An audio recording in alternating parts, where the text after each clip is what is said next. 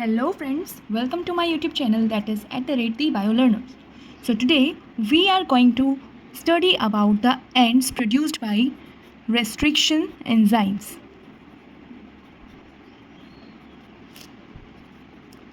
Restriction enzymes, or as we all know that in biotechnology, molecular scissors are known as restriction enzymes. Right? And for your kind information, I want to tell you that molecular scissors, while cleaving a DNA fragment or a vector DNA, produces two kinds of ends. The first one is known as sticky end or the blunt end, while the second end so produced is known as staggered end or cohesive end. I hope you all know very well about these both ends, right? Cohesive end. So what these ends actually are? Sticky ends और blunt ends वो ends होते हैं which while cleaving or after cleaving does not produces any overhang, while cohesive end or staggered end are those ends which after cleaving produces overhangs. Overhangs क्या होते हैं? यानी कि कुछ एक्स्ट्रा हैंगिंग पार्ट, उनको हम ओवरहैंग्स बोलते हैं. यानी कि जो स्टिकी एंड्स वाले रेस्ट्रिक्शन एंजाइम्स होते हैं कुछ, या फिर हम बोल सकते हैं कि कुछ restriction enzymes are such restriction enzyme which produces sticky ends after cleaving, जो कि कोई भी ओवरहैंग प्रोड्यूस नहीं करते. राइट? अगर मैं अपने इस पेन को बीच में से ब्रेक डाउन कर देती हूँ, फोर्स लगा के तोड़ देती हूँ, तो यहाँ पे कुछ जो एंड प्रोड्यूस होंगे उनको हम बोलेंगे स्टिकी एंड ब्लंट एंड्स, जो कि एंड टू एंड जब मैं उन टू पार्ट्स को जोड़ूंगी तो वो ईजिली क्या हो जाएंगे, जुड़ जाएंगे. राइट? मैं उनको स्टिक कर सकती हूँ. बट अगर मैं कोई ऐसी चीज़ लूँ जहाँ पे ये दो एंड्स टूटने के बाद आपस में जुड़ ना सकें, चाहे किसी ग्लू का भी काम किया जाए उसके बाद भी, तो और कुछ एक्स्ट्रा पार्ट्स वहाँ पे बच जाए, तो उनको हम बोलते हैं स्टैगर्ड एंड्स. तो स्टिकी एंड्स के लिए हम जो एग्जांपल यूज़ करते हैं, या फिर आपको बोला जाए कि स्टिकी एंड्स को प्रोड्यूस करके दिखाओ, तो आपके पास एक रेस्ट्रिक्शन एंजाइम होता है HAE3. राइट? तो ये रेस्ट्रिक्शन एंजाइम की जो रेस्ट्रिक्शन साइट होती है, या फिर हम बोलें, क्योंकि हमें पता है हर रेस्ट्रिक्शन एंजाइम की, ये क्या है, एक रेस्ट्रिक्शन एंजाइम है जो कि मॉलिक्यूलर सीजर है, और हर रेस्ट्रिक्शन एंजाइम की अपनी स्पेसिफिक रेस्ट्रिक्शन साइट होती है, और जिस रेस्ट्रिक्शन साइट को हम रिकॉग्निशन साइट भी बोलते हैं, या फिर जो अदर नेम उसके लिए यूज होता है that is said to be as cloning site. Right? कुछ भी नाम बोला जा सकता है. So HAE3 has a recognition site जिसका नाम होता है GGCC. हम इसको ऐसे लिख सकते हैं 5 प्राइम से 3 प्राइम एंड की तरफ, ऐसे. और जब हम इनका डबल हेलिकल स्ट्रक्चर दिखाएंगे तो कुछ इस तरह से हम इसको शो करेंगे दैट इट इज़ 3 5 एंड, जहाँ पे G is pairing with C, G and G, and यहाँ पे 5 प्राइम एंड. ठीक है? और अब क्या होगा, जब यहाँ पे रेस्ट्रिक्शन एंजाइम किसी DNA फ्रेगमेंट पे काम करेगा, यानी HAE3 किसी DNA फ्रेगमेंट पे काम करेगा और उसको स्कैन करेगा, और स्कैनिंग के वक्त अपनी रेस्ट्रिक्शन साइट को ढूंढेगा जो कि GGCC है. देन यहाँ पे सपोज उसको साइट मिलेगी, then how will it actually work? ये करेगा क्या, it will cleave at this point between G and C. जब इसके अदर हेलिक्स पे हम देखेंगे तो हमें यहाँ पे ये कुछ इस तरह से मिलेगा. पैलिंड्रोमिक सीक्वेंस जब हम रीड करते हैं ऑपोजिट होता है. राइट? तो यहाँ पे वो किस तरह से करेगा, G और C के बीच में अगेन यहाँ पे कट करेगा, इधर से ये रेस्ट्रिक्शन एंजाइम, इधर से ये. तो अब क्या होगा, यहाँ पे जो एंड प्रोड्यूस्ड होंगे, सपोज यहाँ पे ये 5 प्राइम एंड है, ये 3 प्राइम एंड है, ये 3 प्राइम, ये 5 प्राइम एंड है. तो इस टाइम पे क्या होगा, जो हमारे पास एंड्स प्रोड्यूस हुए हैं, the ends of produced are like G. Right? और इधर से 3 प्राइम एंड हो जाएगा, यहाँ पे 3 प्राइम एंड C और C, ये 5 प्राइम एंड हो जाएगा. क्लियर है?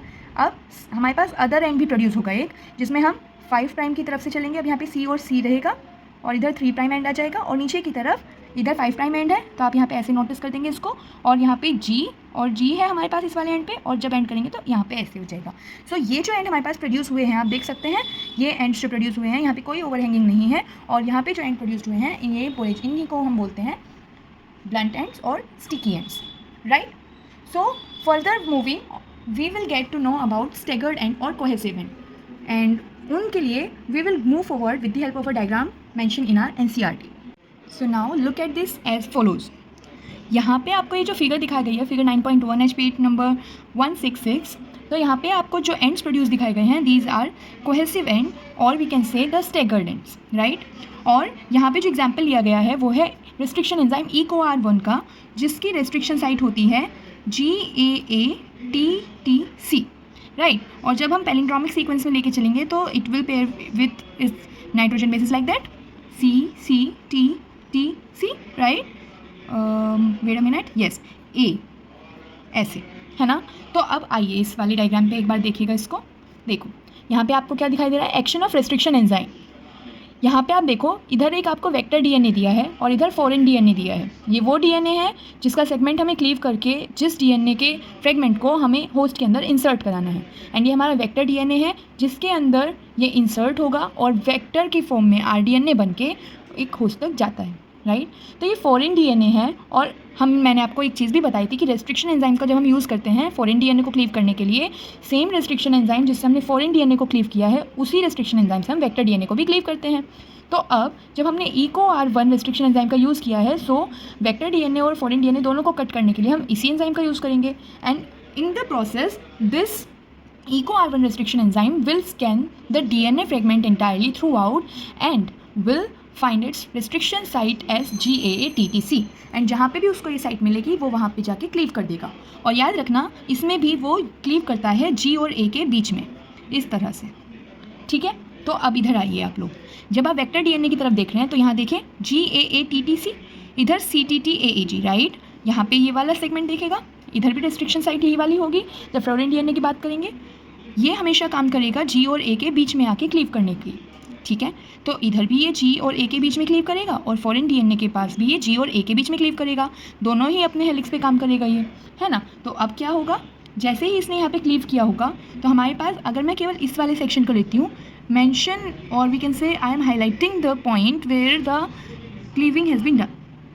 यहाँ पे देखें G और इधर वाला पार्ट पूरा हट जाएगा, रिमूव हो जाएगा क्लीविंग के बाद, और हमारे पास एक फ्रेगमेंट ये आ जाएगी, जहाँ पे ऊपर वाला जो रहेगा, अगर मैं यहाँ पे एंड्स को अप्लाई कर दूँ 5 प्राइम और इधर 3 प्राइम कर दूँ तो ये इस तरह से कि 5 प्राइम और 3 प्राइम में हमारे पास G बचा, और नीचे 3 प्राइम और 5 प्राइम तक हमारे पास ये बचा CTTA तक जाएगा, ठीक है। G नहीं आएगा क्योंकि यहाँ पे भी G और A के बीच में क्लीविंग हो चुकी है। So the ends of produced will, ऊपर वाली जो हमारी हेलिक्स होगी वहाँ पे G रहेगा और नीचे में CTTAA रहने वाला है।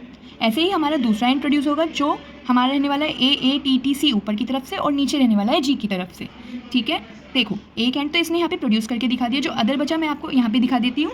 ये रहता है AATTC, ये वाला रहने वाला है, मैंने 5 प्राइम 3 प्राइम लिया था, ठीक है। और यहाँ पे रहने वाला है नीचे G, इधर 5 प्राइम, यहाँ पे 3 प्राइम, इधर 3 प्राइम और यहाँ पे 5 प्राइम। ये हमारा सेकंड एंड होगा जो यहाँ पे शो नहीं किया गया है क्योंकि इन्होंने एक एक एंड को ही शो किया है, ठीक है। तो अब हमारे पास केवल ये वाला एंड है फिलहाल के लिए, जो मैं इस डायग्राम के अकॉर्डिंग आपको शो कर रही हूँ, ओके। तो यहाँ पे ये वाला एंड हमारे पास आया। ऐसे ही फॉरेन डीएनए में इन्होंने G और A के बीच में कट लगाया, G और A के बीच में कट लगाने से इस बार इन्होंने ऊपर वाला सेगमेंट लिया। तो अब क्या करेंगे, यहाँ पे देखो, जब यहाँ पे G इधर से लिया कि यहाँ पे तो ये वाला लिया था तो इस वाले एंड को लिया गया, अब इन्होंने क्या किया, ये वाला एंड लिया, G और A के बीच में कट लगा था, तो अब यहाँ पे क्या बच गया, नीचे से G बचा और ऊपर से CTTAA, क्योंकि यहाँ पे ऑलरेडी क्लीविंग हो चुकी होगी तो उसका फ्रेगमेंट अलग होगा, तो इसलिए ये CTTAA बचा और नीचे G। और इस तरह से हम देख रहे हैं कि यहाँ पे ओवरहैंग्स, एक्स्ट्रा हैंगिंग्स पार्ट्स जो हैं वो प्रोड्यूस हो रहे हैं, आप देख सकते हैं यहाँ पे, आप देख सकते हैं यहाँ पे। और इन्हीं एक्स्ट्रा हैंगिंग्स को हम ज्वाइन करेंगे with the help of sticky ends, right. और जब हम स्टिकी एंड से हम इन्हीं स्टिकी एंड्स को ज्वाइन करेंगे with the help of DNA ligase, और जब हम ज्वाइन करेंगे तब फाइनली हमें जाके मिल जाएगा रिकॉम्बिनेंट डीएनए, जिससे हमें एक ओवरहैंगिंग हमने ली है वेक्टर डीएनए की और एक ओवरहैंगिंग हमने ली है स्टिकी एंड वाली किसी फॉरेन डीएनए की, और इस तरह से हमारे पास एक आरडीएनए बन जाता है। ये डायग्राम आपको देखने में बहुत टफ लगता होगा but it is that simple, right. तो आप एक बार वापस से आए, यहाँ पे देखिए, the enzyme cut both the DNA strands at same side पे कट करेगा। EcoR1 cut the DNA between bases G and A only when the this sequence is present in the DNA, केवल जब ये वाला सीक्वेंस प्रेजेंट होगा DNA में तो EcoR1 G और A के बीच में क्लीव करेगा, बेसिस को कट करेगा, और इस तरह से हमारे पास ये एंड्स प्रोड्यूस हो जाएंगे। So this was all about today. I hope you all have learnt about both the ends produced by the restriction enzyme, the blunt ends, sticky ends, staggered or cohesive ends. So if you like it, do like, share, comment and subscribe my channel. Till then, take care. Bye bye. Radhe Radhe.